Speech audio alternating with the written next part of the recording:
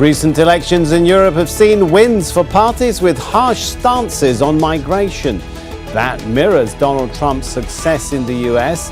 Inflammatory claims shape political debate, while statistics deny a link between rising crime and migration.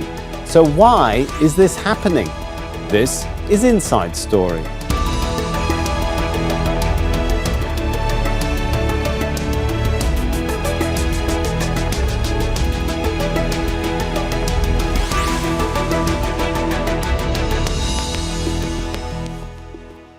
Hello and welcome to the show. I'm Sami Zeidan. Migration has been a common theme in recent elections right across Europe. Parties backing tougher policies have made recent gains. Germany, France, Italy, Hungary and the Netherlands, for example, they've all seen gains by the far right. Mainstream parties have also hardened their migration policies. In Britain's election last year, for example, a Stop the Boat slogan used by the Conservatives was matched by Labour's call to stop the gangs. In the US, President Donald Trump has been swiftly moving forward on his election pledges to crack down on migrants. You'll remember he also claimed during the campaign that some were eating domestic pets.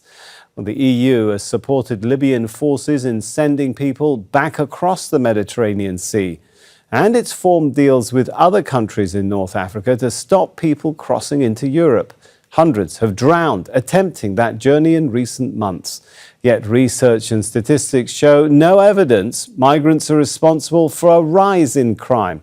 So what's behind the hardline shift on migration in Europe? We'll discuss the issues with our panel in a few moments. But first, this report from Kulthum Sharif. Once a model for welcoming refugees, Germany is now hardening its stance against them. The successes of conservatives and far-right parties in parliamentary elections has cast uncertainty on the future of the country's asylum policy. Christian Democratic Union leader and Chancellor-in-waiting Friedrich Merz has promised to tighten immigration laws. And that's worrying refugees like Mohammed Azmouz. Why this hatred? We came here, we work, and we established ourselves in the workforce. We are not a burden on society. So why this hatred? Immigration was a dominant issue in elections in several European Union countries last year. Far-right parties with tough stances on immigration made sweeping gains, and mainstream parties decided to take a more restrictive approach. We had 300,000 people who came irregularly to Germany last year. That's way too many. We are very clear about that. We need a system that secures the future of our economy by allowing the migration of skilled workers, but not everybody can come. Our country needs to improve its rules to better fight illegal immigration, smugglers, and all those who take advantage of the world's misery, and those who weaken our system by putting too much pressure on it. The EU's Migration and Asylum Pact comes into effect next year. A new system of rules, the bloc says, will better manage migration and establish a common asylum system across its 27 nations. But it's been criticized by some human rights groups as racist and a mechanism for increasing the surveillance of migrants. And some governments, including Hungary and Poland, are warning they won't introduce it. Others have raised questions about difficulties in returning migrants to their home countries after their claims to remain in Europe have been rejected. The Pact on Migration and Asylum does not address the question of returns. We cannot accept the fact that we are not effective to deal with those who are not entitled to protection status in the European Union. Freedom of movement was once a fundamental principle of the EU, but border controls have been reimposed within parts of the Schengen zone. Despite opposition from human rights groups, the bloc has also struck agreements with countries in North Africa and is assisting some with naval support and equipment to stop people from crossing into Europe. According to Human Rights Watch, more than 400 have died or have been reported missing in the Mediterranean Sea in the last 3 months, and nearly 4,000 were forcibly returned to Libya by Libyan forces supported by the EU. Kulsum Sharif, Al Jazeera, for Inside Story.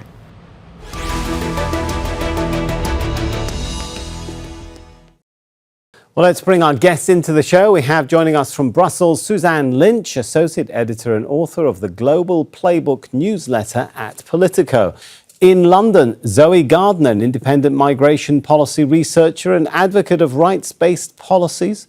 And in the French city of Toulouse is Meghan Benton, Director of the International Programme at the Migration Policy Institute, an independent research organisation. Welcome to you all. If I could start with Suzanne. So, is it fair to say that anti-immigration sentiment is rising right across Europe, and it is one of, if not the driving force on the political scene right now?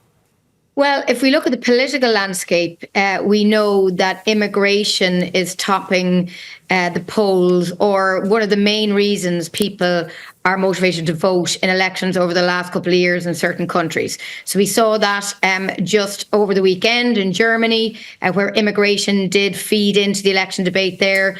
And we also saw it in France last year and in the European elections that we had here last summer, where we saw a rise in the number of right-wing parties that performed well and then took their seats, their MEPs took their seats here in the European Parliament. So undoubtedly it is an issue domestically for a lot of politicians here in Europe, in each individual country. The EU as a whole has been trying to get a grip of this and try and come up with some kind of a collective policy towards migration. You mentioned there the Migration and Asylum Pact. That was years in the making. It still has to come into force. But what they've found again and again here, that it's very hard to get that one EU-wide policy when it comes to migration and asylum, when so many countries have different views on this and ultimately do control their own asylum policy. Right. Zoe, what is fueling then that rise of anti-immigration sentiment, concern about immigration, which Suzanne has been explaining to us? Well, I think it's always the simplest explanation, and the explanation is money. There is a huge amount of resource being poured into the dissemination of these ideas around the world. There's billionaires funding think tanks and conferences and influencers and commentators and media channels and owning the press. In the UK, it's ultimately owned by a handful of rich individuals who are pressing this narrative forward. And it's also economic on the other side, because why? First of all, why, Zoe? Why are they pushing this narrative forward, as you put it? Well, because people are feeling the fact that the neoliberal economic system that we live in isn't working for us. Ordinary people feel poorer, and we see that our public services have been starved of investment and are struggling to cope with the needs of our aging populations. And there needs to be somebody we can blame for that. Now, of course, these people that I'm talking about who have so much money and who have increased their wealth over the last few years while the rest of us have got poorer, they are the ones who have sucked wealth out of our communities and have hoarded it for themselves. They are also the ones with power over the conversation, and they have to give us a scapegoat so that we don't turn our anger onto them. Meghan, when we look at the facts, what do the facts tell us about some of those narratives being pushed? For example, we often we heard it from Friedrich Merz, who is, we understand or expect he's to be the next Chancellor of Germany. Well, he spoke about, quote, daily occurring gang rapes in the asylum seeker milieu. AfD co-leader and Chancellor candidate Alice Weidel spoke of skyrocketing migrant violence, saying in 2024 that, quote, rapes are high, knife crimes are high, 15,000 in the last year. Of course, fact checkers would point out, actually, that stuff isn't true. Yeah, thanks. Well, I think Zoe's right to point to a little bit of weaponization of some of this fear, especially in kind of social media. And, you know, you said you wanted the fact-based approach. I mean, for a long time, MPI has been saying that, well, almost every study tends to find that immigrants tend to commit crimes at lower levels, especially if you control for age and sex and you take out kind of immigration crimes. But anytime you have an influx of people in a short time, you will have friction and some perception of disorder. If you think about people kind of milling around train terminals or in public squares. And in this case, I just don't think that talking about statistics is really allaying people's fears. We've had these really highly visible crimes over the last year, like the attack on the Christmas market in Magdeburg in Germany, knife attacks on kindergarten students. And all it really takes is these small scale occurrences to really poison a lot of the narrative about crime. And then for us as researchers, I've been thinking a lot about whether or not if I could jump in there, Meghan, but could one also argue we've seen mass attacks carried out by people who are not from immigrant backgrounds in Sweden, in some Scandinavian countries, but they're not framed in the same way? Is it also partly how the story is framed as this is an attack on the entire nation versus, hey, this is just a crime, albeit a very sad and serious one? Yeah, I mean, the attacks that really get into the headlines are the ones that are seen as attacking national values, Christmas markets and, public viewings of sports. And there's something really psychological that's going on there. But what I was just going to say earlier is that I think us in the sort of immigration policy space are facing a little bit of a mea culpa. Let's revisit how we talk about immigration facts right now, because averages and statistics aren't really how people experience these negative impacts of immigration. I mean, another analogy is that we've always talked about how immigration has a net positive impact, but actually that's not how it feels for all groups in a population. And there are these things that are often wonkishly called distributional effects, i.e. different effects for different groups. It doesn't help to have economists and policy elites claiming that these concerns are racist when they're actually really experienced in people's local lives. Suzanne, to Meghan's point there, a study published actually this month before the elections in Germany by a renowned German institute, the IFO, found that immigrants or refugees in Germany do not have a higher tendency to commit crimes, and that there's actually no correlation between the proportion of immigrants in a given district and the local crime rate. And this was, like I said, it was published just before an election by a credible institution. To Meghan's point, why don't these facts seem to bear much impact on the public psyche? Well, I think this alleged connection between migration and crime is one side of the coin, but the other side of the coin, I think, is the economic situation of everyday people, and particularly the housing crisis that we're seeing in a lot of countries, a lot of wealthy European countries. And it's that scapegoat effect. A lot of citizens feel that the state, that the country is not looking after them, they can't get on the housing ladder. There's a lot of intergenerational resentment, I think, and then that spills over into the debate about immigration. The reality is that the European Union has also had to absorb a huge number of Ukrainian refugees. Now, without getting too technical, they came into the EU under kind of a different system. They're not asylum seekers per se, but that has increased the numbers of immigrants in certain countries in Europe, and that is having a knock-on effect on housing in particular. That's a fact in a lot of countries. So that's one of the realities that's feeding into the debate.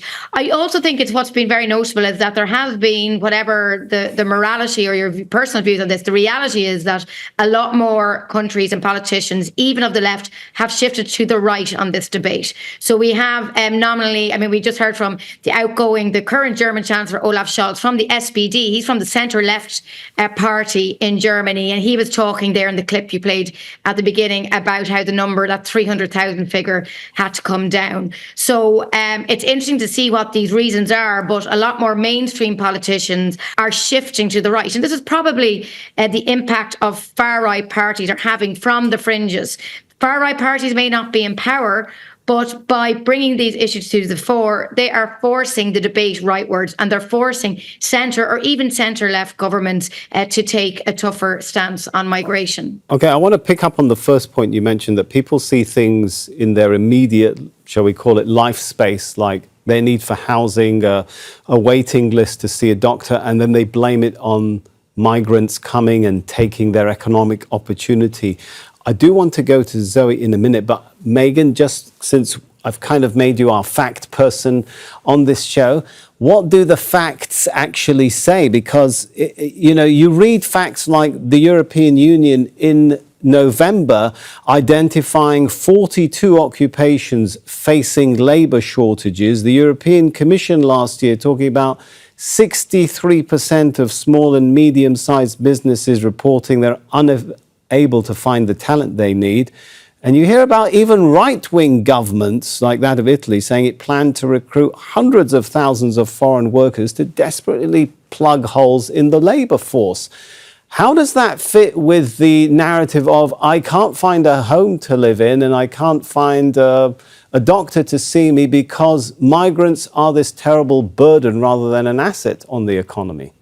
Yeah, you're really putting your finger on the important question. And one thing there is that there's a big distinction between concerns about just population pressures, which can include rising housing prices or, crowding in schools and public services, and then the kind of perception of disorder and loss of sovereignty and undermining of the rule of law, which I think is really caused by the irregular migration piece. And I know we're talking about Europe, but Canada is such an interesting example for the first one. They have a very, orderly legal migration system. They brought in 1 million people in a year in the post-COVID year to try and kind of make up for the fallow years, but they didn't plan for it. They didn't make a decent enough plan on how temporary migration in particular was going to play out in cities, in housing, in public services. And I think that's been one of the biggest lessons in recent years, is that if you have an aging population and you have labour shortages, there is huge pressure to bring in people to grow your population in order that you kind of maintain the size of your working population relative to, pensioners and so on. And governments haven't realised this. They haven't realised that they need to really build houses on a more epic scale. So I do think that better planning would go a long way to alleviating some of these concerns. Okay, you made a good point there. But Zoe, to what Meghan was saying, even if we've seen an influx of Ukrainians coming into some European countries, the backlash against that isn't the same that we've seen against other groups of migrants and refugees, right? Is there an element, frankly, of prejudice, of racism, of Islamophobia going on here when you just look at the riots that rocked the UK in August with attacks on mosques, on Muslim homes, after social media blamed what they called a Muslim immigrant, of course, for the deaths of 3 young girls, when it turned out actually the suspect was a Welsh-born Christian. Yes, I think that there's no escaping the racism of this debate now. And I think there's been a lot of difficulty. People find it difficult to stand up for immigration and for the rights, more so for the rights of migrants themselves than for, I don't know anybody who specifically wants higher immigration just for the sake of it, but people who are concerned with making sure that migrants enjoy rights and dignity in our host countries. We have been told, well, it isn't racist to want to control immigration. Of course, it isn't racist to want a well-managed and controlled immigration system. I want that. I think most people want that. But unfortunately, there have always been racist undertones to this debate. And now what we're seeing is that as the debate has become much more normalized and moved much more to the mainstream, then that at those further right edges of the debate, the racism has become completely outspoken, completely in plain sight. Just today in the UK, we had an article in the Telegraph by Suella Braverman, who was the Home Secretary and still is a Tory MP, explaining that because she's a brown woman, she can never be English. And this is the debate that we've been having in the UK at the moment, of whether people of colour can actually ever be English. I mean, that is an outright, straight up, straightforward racist debate. And we have completely lost the firewall that existed, the idea that that was wrong for a reason. And we have moved very, very far away from it. And we have forgotten, actually, the principles that underpin the reasons why we have asylum systems across Europe that are that these legal systems that are supposed to welcome people who are fleeing from persecution. The reason why we have them, we established them after the Second World War, because when Jewish refugees were fleeing from the Holocaust, European states where they could have found safety turned them around and said, no, we don't want you here. And we recognized after the war that that was entirely the wrong thing to have done. But that consensus and that legal framework that we established over 70 years ago is breaking down now. And it is very clear the echoes from history of how we are talking about Muslims in our society now and how they are being scapegoated and dehumanized is very, very similar to how we spoke about Jewish refugees and Jewish immigrants in our countries and across Europe over the last century. Suzanne, is maybe beyond values, is Europe compromising its commitment to international law and how it deals with the issue of migration and asylum seekers and refugees? When you hear about reports of people being forcibly turned away at borders without processing, when you hear reports of violence, a turning of a blind eye by authority to violence, or even some cases, allegations of national armies practicing violence against asylum seekers, Human Rights Watch is criticizing in a report what it calls the EU's policy of deterrence by drowning, raising a question mark about Europe's commitment to international law. The thing, Europe was, and the West were instrumental in setting up the architecture of international law after World War II. Yes, well, Frontex, the EU's border agency, has been in the midst of a number of allegations of scandals over the last few years about this pushback process, about pushing back migrants who are trying to get into Europe, who are fleeing persecution. A lot of the debate now is about these deals you mentioned at the beginning that the EU has been doing with so-called third countries, countries outside the EU. So we had the European Commission President, Ursula von der Leyen, going to Tunisia, going to North African countries, trying to kind of outsource the problem, as a lot of people see it. Now, some of this is being caught up in the courts. Italy, for example, which has long been at the forefront of the migration crisis just because of its location, of its geographic location.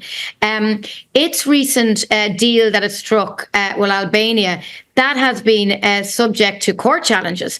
It's now going through the High European Court. So we're going to see how that pans out. But a lot of these proposals, these initiatives are reaching the courts. So as I say, we'll see how that pans out. In the meantime, the European Union does have this new migration pact. But even next week here, EU Justice and Home Affairs ministers are meeting. What we're expecting soon is a new kind of director of a proposal about returns policy, this whole issue of when you can return asylum seekers if they don't qualify for asylum. Can you return them? Will the host countries turn them back? And also kind of complicated issues. If you're an asylum seeker and you're leaving somewhere in Asia to get to Europe, you obviously can't just get there by sea. You go through other countries. And then are those countries liable? What's their role in it? So these are the kind of issues that are being discussed here at the moment. Suzanne, you're drawing our attention, I guess, to another key question, which is what's happening to the common EU policy and policy-making mechanism and decisions. And I'm wondering, Meghan, will the new Pact on Migration and Asylum, which I think kicks in next year, is it going to be able to restore a common EU policy in some of the areas that seem to have been eroded, with countries, reinstalling border checks and separate processing mechanisms and so on over the years? Yeah, well, Suzanne already said it was many years in the making, and still question marks about how much will be implemented and on what timescale and whether they'll meet their deadlines. I mean, the pact moves into new territory, most of which is trying to expedite processing for people with the low likelihood of ultimately getting asylum because of the countries that they come from, some extension of detention in order to facilitate that, and then trying to improve kind of burden sharing across the EU and restore the common European asylum system that you spoke about. But then there's these sort of other ideas that are swirling which are often referred to as innovative approaches or externalization. We've spoken about those kinds of things already. There's some ideas in there, like this idea of return hubs, so sending people to a place if they can't be returned to their home country as a rejected asylum seeker. That currently is not possible under EU law. The return directive may change that. There was also the Italy-Albania deal. But a lot of discussions about how you also try to intervene earlier on migration journeys to prevent people from ending up in these difficult situations and in the hands of smugglers. And actually, some of that stuff is more constructive than some of the more symbolic policies. And even, the international organizations have been thinking about this issue too. Like, can we provide an alternative system that means that people aren't funneled into the hands of smugglers and have access to, safe pathways, among other things, if they're a refugee earlier in their routes. And I think that's what we're going to see in coming years, is more discussion about how do we restrict asylum and start pushing people more towards regular pathways. But I guess the question is, will it be successful? Zoe, the number of displaced people globally has increased consistently over the past 12 years. It's expected to reach 120 million people in what was supposed to be in 2024. The prediction was, it may have exceeded that now. Is the migration challenge only likely to get worse going forward? I don't think so, because, yes, if you a note talk of about optimism, please give us something. Yeah. I do think I have something optimistic here, or at least there is a way through here. I don't know how optimistic I am that Europe's going to go in this direction. But if we look at, the overall numbers of who is a migrant and who is forced to be a migrant around the world, the numbers sound extremely high. They sound extremely scary. Actually, as a proportion of the global population, it's stayed pretty much constant. I mean, it's only about 0.35% of the global population who are forced displaced migrants outside of their country of origin around the world, and that stayed the same for decades. This isn't an unmanageable problem. I think the problem that we really have in Europe goes back to the quote that you played us right at the beginning of this section, where we heard European politicians say, yes, we need immigrants, but we need to be able to choose who. And we want to be able to choose the global elite. We want to be able to choose the people who can afford to command high salaries. We want to be able to choose the people who have already been educated in the global elite as institutions. And we call those in the UK the brightest and the best. But these aren't actually brighter or better people than people who are forced from their homes or who have experienced poverty. They're just the people who have the resources and to is there access enough of that global, when we talk about global elite, Zoe, because I was reading one number, something like more than 800,000 people needed for jobs in Italy. I mean, is there enough of global elite trained? We need immigration, and there are people who need to come to safety and opportunity. And if we could change our immigration systems so as to enable and regulate the arrival of people who actually really need to come here, and use them, first of all, to meet the needs of our populations, of our aging populations, then we could redress this balance. Because at the moment, we're working so hard to attract people into one part of our systems because we need the labor. We need people to work as doctors and nurses and so on. And at the same time, we're creating such deadly, complicated ways to push people away and drown them when they are the ones who are desperate, who have nowhere else to turn. That doesn't make sense. But there is a way that makes sense to manage migration. And it is staring us in the face. A way that makes sense. So let's end on that more optimistic note, and let's hope the world finds it. For now, let's thank our guests, Suzanne Lynch, Zoe Gardner and Meghan Benton. And thank you too for watching. You can see the show again anytime by visiting our website, aljazeera.com. For further discussion, head over to our Facebook page. That's facebook.com/AJ Inside Story. You can also join the conversation on X. Our handle there is at AJ Inside Story. From me, Sami Zeidan, and the whole team here. For now, it's goodbye.